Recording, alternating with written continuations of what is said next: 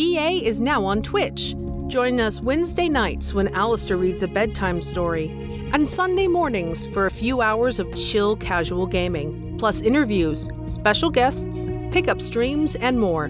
Visit twitch.tv/EA Podcasts and follow us to be notified when we go live, plus access VODs of past broadcasts.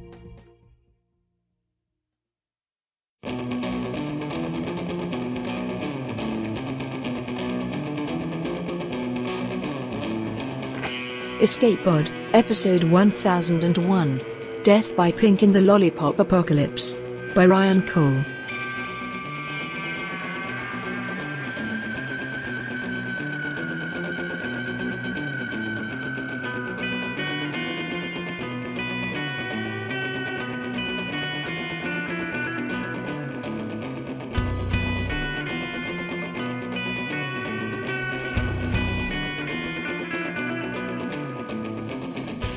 Hello, and welcome to Escape Pod, your weekly science fiction podcast.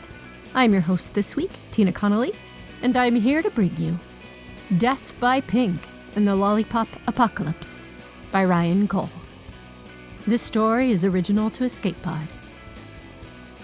Ryan Cole is a speculative fiction writer who lives in Virginia with his husband and snuggly pug child. His work has appeared in Clark's World, Podcastle, Factor 4, and Voyage YA by Uncharted, among others, and has been nominated for the Pushcart Prize. Find out more at ryancolewrites.com or on Twitter or Blue Sky at ryancolewrites. Your narrator this week is Tatiana Gray. Tatiana Gray is a critically acclaimed actress of stage, screen, and the audio booth. She has been nominated for dozens of fancy awards, but hasn't won a single damned thing. She lives in Brooklyn, New York. See more about Tatiana at tatianagray.com. Your audio producer this week is Adam Perrott. So get ready to run from the sugar, because it's story time. Death by Pink in the Lollipop Apocalypse by Ryan Cole. Narrated by Tatiana Gray. In the dark of her bed, curled up in her sheets, Susie tried to hide from the next few days and the reckoning they'd bring, of prom and graduation and the dozens of goodbyes she'd have to force herself to say, wishing she could follow. No college escape. Her applications rejected. Not to mention that she'd been bragging for months to Piper and all her other refugee friends about the fake acceptance letter from Delaware State, and the phony full ride, and the lie that she'd be rooming with Piper in the fall, just like they'd always wanted. 2 peas in a pod. Which made her want to run, like Dad always did. But she couldn't be like him. Couldn't leave when his only child needed him most, when the city they'd fled, along with 500,000 others, was buried in a thick layer of saccharine crust. A crust that devoured every street, every house, every skyscraper standing like a hollowed-out lollipop that only kept spreading, kept crushing every straggler that lay in its path, as relentless as a river and impenetrable as stone. So much for the climate crisis fix that Dad had promised, that the world had promised. A bacterium that could metabolize their trash into sugar they could burn into cheap, clean energy. Giving Susie hope things could go back to normal, and Mom could find a job that would help her pay the bills, always a paycheck and a month's rent behind. It's okay, Piper would tell her in times like these, when Susie dwelled on the worst. Piper, who was more than just a best friend forever, cross your heart and hope to die, who could drown out the world with the beauty of her laughter, who could make Susie blush with the warmth of her smile. Susie's throat going dry at the thought of Piper's lips. Lips Susie had kissed. Before Piper pulled away. Which, yeah, wasn't great. But hey, it's okay. It's okay that Piper's mom had yelled at Susie to leave. It's okay, she left a voicemail outing Susie to her mom. It's okay, because it was nothing, just a joke. Or was it really? Now, 2 weeks later, she wasn't so sure. Piper hadn't called, hadn't knocked on Susie's window to gossip till midnight, to talk about the future and going out east and the world-ending sugar crust chasing their dreams. Susie picked up her phone. She dialed Piper's number for the 200th time. But Piper didn't answer. About what she'd expected, but still, she'd hoped, you know? Nights alone were hard, when all she could look at, all she could think of was the tiny speck of sugar crust fixed to her elbow that wasn't supposed to be there. Susie didn't touch it. She tried to stay calm, to forget about the picture on Channel 7 News and the day she'd believed their lives could get better, way back in the beginning, before they'd lost control. A picture of bacteria, the crust it created, and what color it had been. The same as she saw when she stepped out of the shower, eyes wide in the mirror, only 3 days ago. A color she hated, that she'd never forget. A death sentence. Pink. A very dangerous thing, to have your body encased in a sugar crust shell. Impossible to move, even harder to breathe once it covers your mouth. An ever-changing problem, ever-growing and evolving, which the scientists said not to worry in the beginning and avoid all contact when the mutations started, and it's learning how to grow on human skin as the truth of their mistake became clear. Susie had seen the horror stories on the news, had heard of what the hospitals did to those patients, strapped to their bed till they ran out of air, racing the clock day and night to find a cure. But she also knew this, that her mom was as smart as any one of those doctors, that even though she hid it, she had her own speck of sugar crust growing on her skin, on the back of her knee, that for some reason hadn't grown out of control. But Mom was still gone, disappeared in the night to sneak back into the city, the ruins of San Francisco, searching for money or watches or jewelry, anything to sell to keep ahead of the bills. Susie was alone. Mom couldn't help her. So she went to see Dad. "Hey, honeybee," he said when she entered the office, using the nickname he'd called her as a child, before the cheating started. She tried to ignore the new ring on his finger, the placard on his desk with Ben DiSilvestro and Sacramento Department of Public Health in silver print. More reminders of the new life he'd chosen for himself, of a man who was determined to make up for his mistakes. "Hey, Dad," she said, with a one-arm hug, too much space in between them. He smiled and offered her a seat at the desk, as if these kinds of visits were a common occurrence, and it hadn't been over a month since they'd spoken. "What's wrong?" he said, catching the way she held her arm. The concern in his voice caught Susie off guard, made her notice his scruff, the bags under his eyes, so much worse than before, when she could still hold him, still love him, still trust him. Now, what would stop him from hurting her again, from spreading her secret? He'd already betrayed her, no matter how much he tried to make her think he hadn't. But still, he was Dad, and she had to do something. She bit her lip, looked him in the eye, and said, "It's Mom." He let out a slow breath, waiting for the punch, for Susie to accuse him like she usually did. Instead, Susie said, "She hasn't come home." They both knew what that meant. Dad was aware of the trips Mom took, the trips he ignored for the sake of their family. To go into the city was a crime, after all. To stop the spread, yada yada. He whispered, "How long?"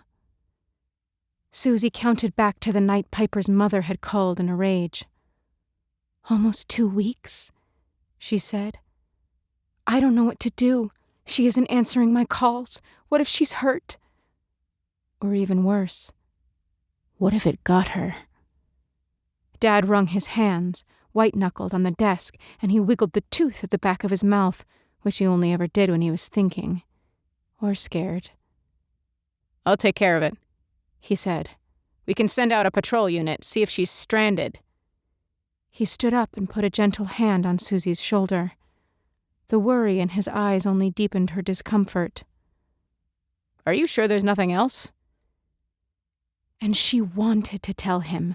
She wanted to trust. She wanted to roll up the sleeve of her sweatshirt, to hug him and hold him, to hear him say, "Rest, honeybee, I'll protect you," like her younger self would have. But he wasn't that man, and she wasn't that girl. So she smiled and nodded, hoping he'd believe her, and that he wouldn't see the sugar crust creeping down to her wrist. Susie holed up in her bed that night, doing what she shouldn't, picking at the sugar crust scab on her arm, now 1/2 inch thick and steadily growing. She wished Piper were there. If she shut her eyes, held her breath, Susie could feel her, could imagine Piper's body right there in the sheets. Piper would tap on the bedroom window, would let herself in, tap, tap, tap.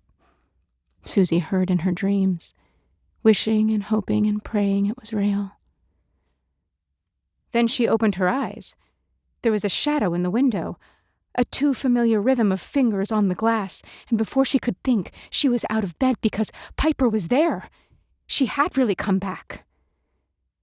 Piper stepped carefully over the ledge, the blonde end of her ponytail catching the moonlight. For once, she wasn't smiling. She didn't have a joke or a quip to lighten the mood. She crossed her arms, looked over nervously at Susie. The first time they'd seen each other since that night, when everything went wrong. And she said, with a half-hearted shrug, "What's up?"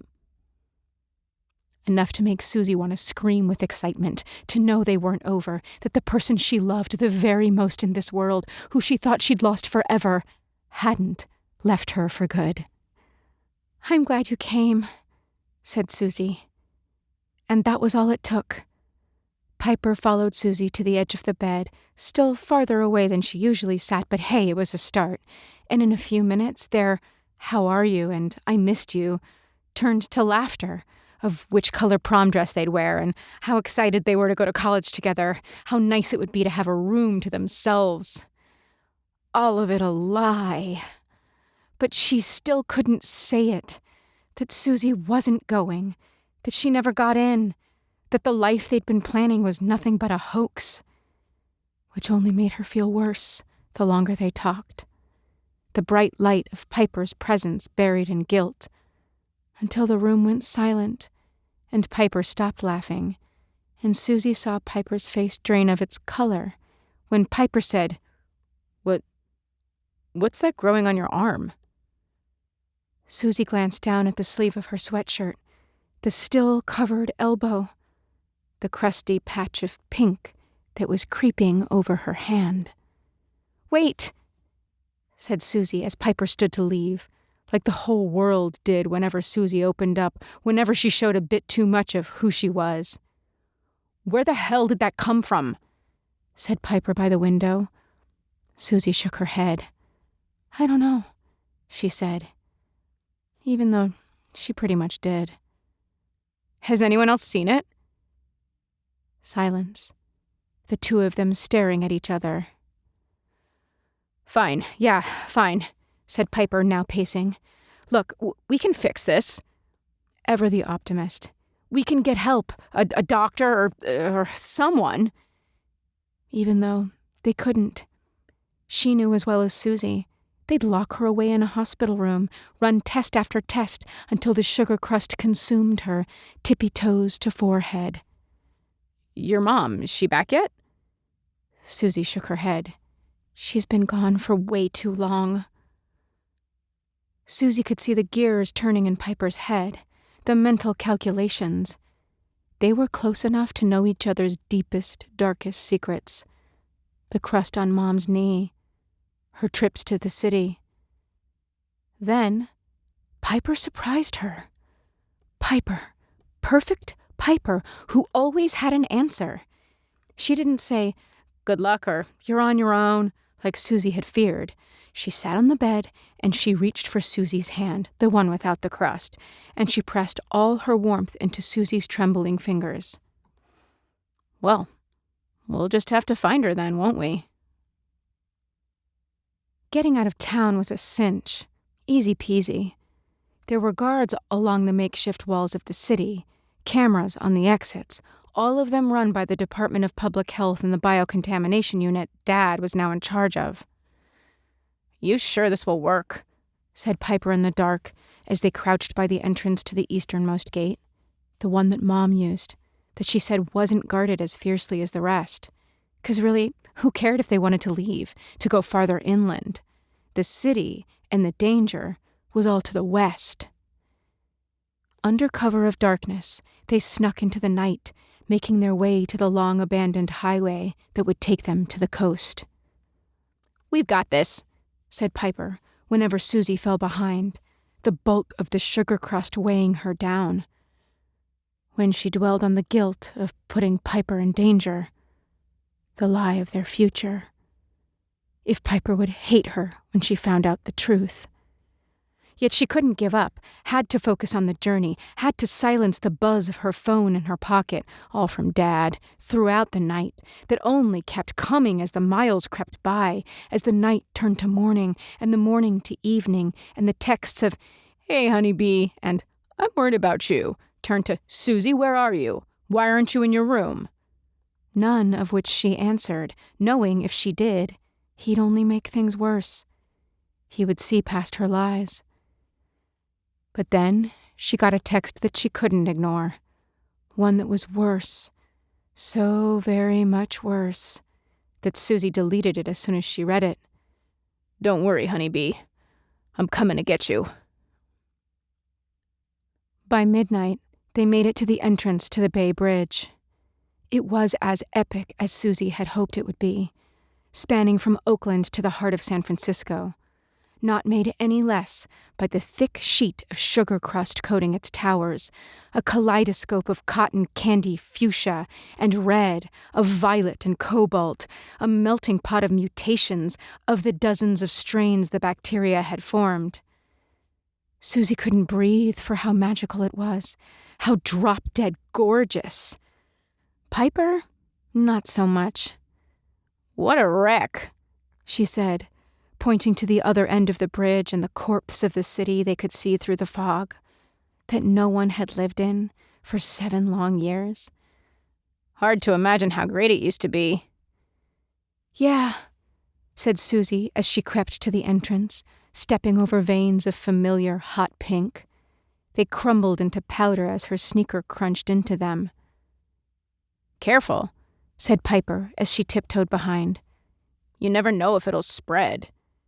She skirted the veins that Susie trampled over, but the more they walked through it, the more Susie realized it was harmless, dead as dirt, which let them relax, let their guard down a little. "Remember when we'd sneak out to the wharf?" said Piper. "Those sea lions were my favorite. Wonder if they're still here." Susie wondered too, thinking back to those days. The joy of having nothing to worry about but homework, and the way Piper's laugh made her heart skip a beat. Now that they were here, they were home. That joy was back. Like maybe all she wanted could actually come true. Like maybe for once she could have a happy ending. Her ears began to hum with the thrill of possibility. For the first time in days, Susie let herself smile. "Do you hear that?" said Piper. And then Susie realized it wasn't in her head. That humming was coming from above, in the clouds. And the longer she listened, the louder it grew. "It sounds like," said Susie, "like a monster honeybee, like a swarm of honeybees," which made her think of Dad, the calls she'd ignored, the dozens of unanswered texts in her pocket. That was when she saw it. The nose of a helicopter cutting through the fog, another one descending to the tower of the bridge. Susie looked at Piper, eyes wide, and yelled, "Run!" They dashed along the crust-enveloped asphalt of the bridge towards Yerba Buena Island in the center of the bay, ducking every time they heard a helicopter swoop, its yellow searchlight blinding them in the reflection of the crust. With each step she took, Susie knew they wouldn't make it, knew she'd be captured and thrown in a jail cell, alone in the dark until the sugar crust consumed her. But somehow, the copters didn't see them as they ran. They stuck to the safer Oakland half of the bridge, patrolling the perimeter. "Think we lost 'em," said Piper as she stumbled into Susie, both of them gasping, doubled over from the chase. Susie caught her breath. She tried not to worry if Dad was above them, in one of those copters, if he'd come to arrest her, come to try to save her, if for once in his life he'd followed through on his promise, if he'd be the kind of dad she'd always wished he could be, the one time she didn't want him to. Come morning, they started their search in the city. The docks by the wharf, sadly no sea lions. The shops at Union Square, the banks downtown with their windows shattered, all long ago looted. And always the dim buzz of copters in the distance. No sign of Mom, no sign of anyone, no sign of the vibrancy the city once had that made it so special. "Change of plans," said Piper, as they walked along the long, abandoned stretch of Market Street, avoiding the here and there patches of crust. "Where else could she be?" Susie tried to think, to shy away from the crust growing thick up her shoulder only inches from her neck. I don't know." Piper just laughed, an alien sound in such a desolate place. "Come on, you gotta try." But Susie came up empty. The coffee shop where Mom used to work in the Castro, her bench in the center of Golden Gate Park where Dad had proposed, the studio apartment on Sutter and Hyde where they'd moved when Dad left. It was already sunset by the time they'd given up. All they'd discovered was an emptied-out city. No more ideas, no more suggestions. Except, no, wait. Susie turned to Piper, who crouched in the shade of a deserted Muni stop, the train tracks smothered in angry purple crystal. "What about the house?" "The one on Judah?" said Piper. A dead last resort. Mom would never go there, where Susie had been born, where she'd learned about Dad, where she'd cried into her pillow for so many nights, hoping he could change, he could make things right, till the rumble of the N-line train put her to sleep. "Worth a shot," said Susie, even though, in her gut, she'd never wanted anything less. The pain of that place was too raw, too deep. By mid-morning, she stood on the porch of the house, her muscles like putty, fearing what she'd find on the other side of that door, its blue paint preserved through a sheet of dead crust. Her whole body tense as she took a deep breath, her chest weighed down by the pink on her neck. Piper stood next to her, nodded at Susie to push open the door. It was tighter and emptier than Susie remembered. No couch by the window where Susie used to read, writing love poems to Piper that she'd hide in the trash. No picture frames dotting the mantel over the fireplace, no plank in the hallway where Susie had carved her initials into the wood, with Piper's beside them, all wrapped in a heart. Best friends forever, cross your heart and hope to die. No, there was nothing that Susie once loved. That is, until she walked a bit deeper into the house, crept to the bedroom where Mom and Dad used to sleep, where now there was a thick pod of crystal on the wall, as tall as the ceiling and wide as the doorway, a bright, vicious pink, still alive, still growing. And within that crystal, her mouth pressed to the surface, straining for air where she'd been frozen alive, was a face Susie knew. The face she'd come to save. Mom. Susie charged at the wall. Blow by blow, she tried to shatter the crystal, sucker-punching the surface till her knuckles were bloody, till she struggled to breathe from the weight of the sugar crust encasing her own neck, making her think this was all a big mistake, and how could she have been so naive, so stupid to think she could win when the world had failed. "It's no use," said Susie as she fell on Mom's tomb, the only one who could help her, who couldn't even help herself. But Piper, as usual, wasn't ready to give up.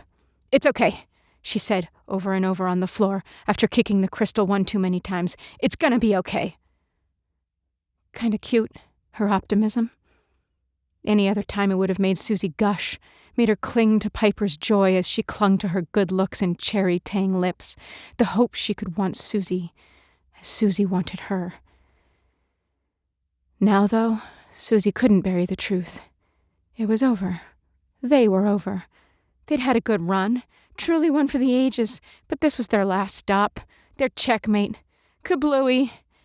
Then, as if things couldn't get any worse, the hum of a copter growing louder and louder as it flew towards the house. That sounded as if it were right overhead. "What the hell?" muttered Piper as Susie heard an ominous buzz in her pocket that she wanted to hide, like she'd done with all the rest. But somehow she knew this message would be different. "Come out of the house," Dad had texted. All caps. Susie could see the fear in Piper's wide eyes, the look of defeat. They were done for already, so what was the harm? So she passed her the phone. Neither of them spoke as Piper scrolled through the texts. "You didn't tell me?" said Piper. "About this? All of this?" She chucked the phone at Susie, an underhand throw from their softball league days, but this wasn't a pitcher-to-catcher kind of throw. It was made to be messy, made to hit, made to hurt. Susie caught the phone before it smacked her in the face. "I'm so sorry," she said. "I didn't want to make you worried." And what good would it have done? Dad would still chase her. The crust would still crush her. She'd been a good friend. Been protecting Piper, really. Not as Piper saw it. "You lied to me," she said, her eyes wet with tears. "After everything I did for you, everything I risked," she bit her trembling lip. "What else haven't you told me?" A question that hit Susie dead in the gut, that made Susie realize this wasn't about the phone. This was about them and the fate of their friendship, the fear that they wouldn't both make it out alive, not if they didn't do something, and fast. Susie could feel the sugar crust on her chin, on the cusp of her cheeks, crawling ever higher. And she might as well do it, just say it like she should have done the day she got the letter, so she took a deep breath and said, "The school, my application, I didn't get in." Piper recoiled. Huh, so much for their friendship, the hope it could be more. The twist to Piper's lips said it all without speaking. "You're a liar, a traitor, you're not the girl I thought you were." The helicopter hum became a boom, and the whole house jolted as it landed on the street. A few seconds later, a man stumbled through the front hallway to the bedroom. He landed on his knees, on the floor, next to Susie. "Honeybee," he said, voice heavy with relief as he reached for her hand. But then he saw the sugar crust, the pink on her lips, that spread in a crystalline shell over her mouth. Susie hated swimming. The loss of control, the weight of the water as it smothered her body, pressing her down. That was how it felt as she looked at the world through a rose-tinted shell, and the sugar crust spread to the tip of her forehead, covering her eyes, unable to blink, unable to speak, to say what she wished she'd had a chance to say to Piper. "You're right. I should have told you." And the truth she'd been hiding even longer. "I love you." Dad scrambled up to her. He dug at the crust spreading over Susie's head that trapped her where she lay, but he wasn't quick enough. As soon as he cracked it, the sugar shell reformed, grown by the ravenous bacteria inside it. "Hold on, honeybee," he said, gritting his teeth. Susie could see as he looked over at Mom, at the woman he'd lost, right next to the daughter he was going to lose, and the fear in his eyes sent a chill down her spine.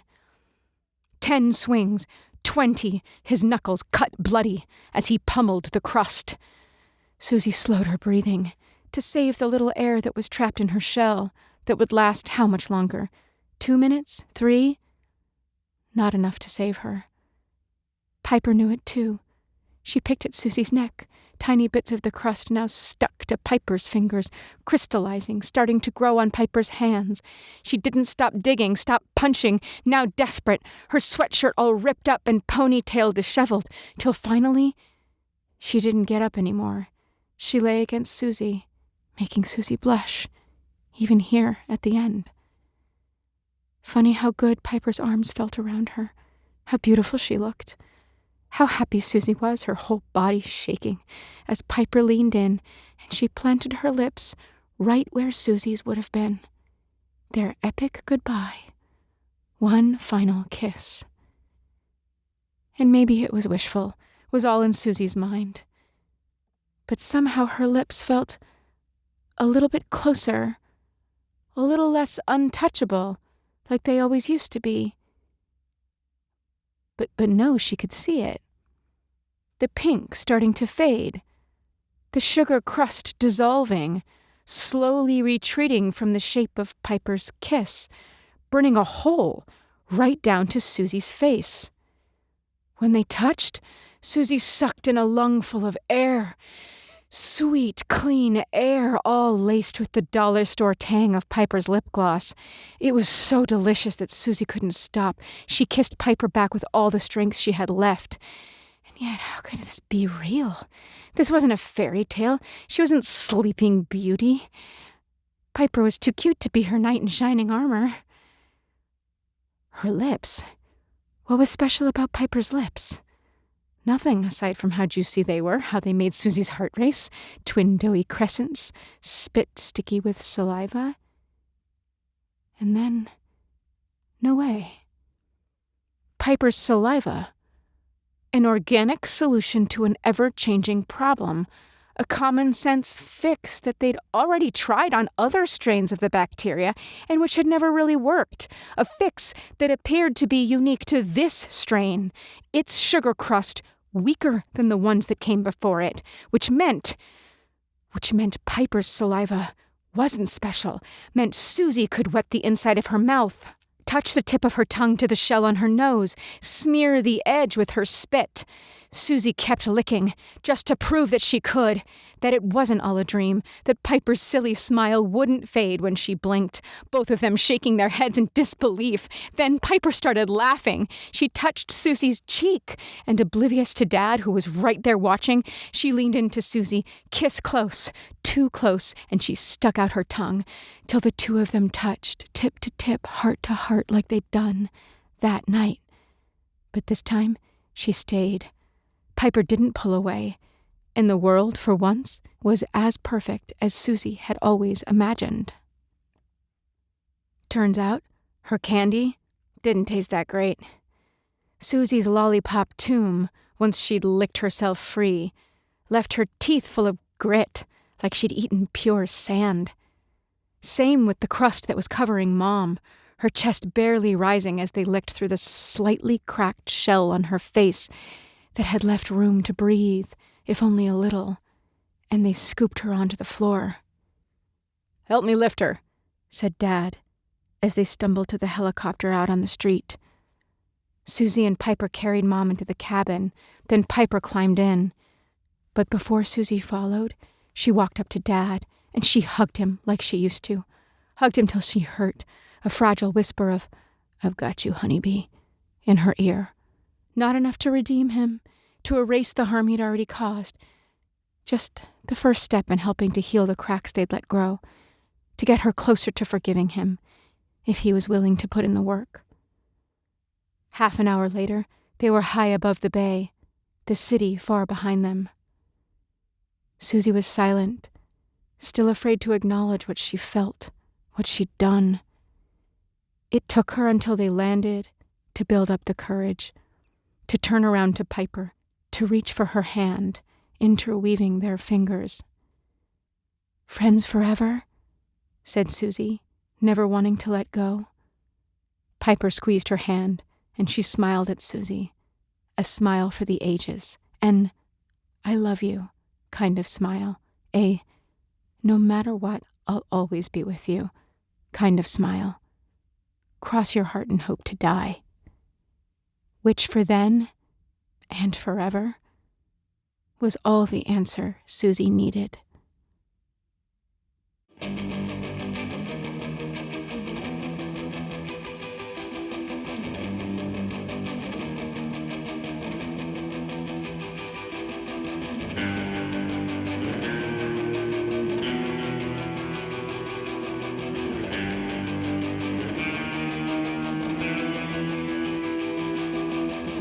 And we're back, and again, that was Death by Pink in the Lollipop Apocalypse by Ryan Cole, narrated by Tatiana Gray. About this story, Ryan Cole says, "San Francisco is my favorite place in the whole world. I lived there for a good chunk of my 20s, and I absolutely loved it. The climate, the people, the landscape, everything. The city has a certain magic to it that captivated me, and which I've tried my best to capture in this story. And about this story, I say, this is a delightful bit of magical science fiction, a story that runs on rock candy lollipop vibes. It would be lovely all dramatized in one of the TV anthology series as a different take on your standard bleak apocalypse. I could just see the skyscrapers and bridges, all coated in the sugar candy. But of course, it's really the story of two girls growing up, two friends navigating the murky waters of a changing relationship. Or sugary, shimmery waters, I suppose. On a personal level, I like how the story stays tightly focused on Susie's worries about her relationship with Piper, while still having the additional complications of her parents' divorce.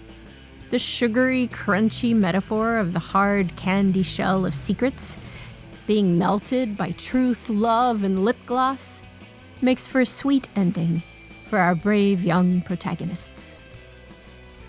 Escape Pod is part of the Escape Artist Foundation, a 501c3 nonprofit, and this episode is distributed under the Creative Commons Attribution Non-Commercial No Derivatives 4.0 International License. Don't change it, don't sell it, please go forth and share it.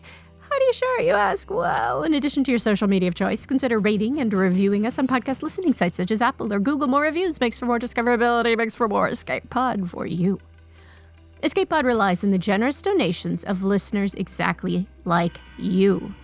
Go find your candy budget and hand it over. No, I'm kidding.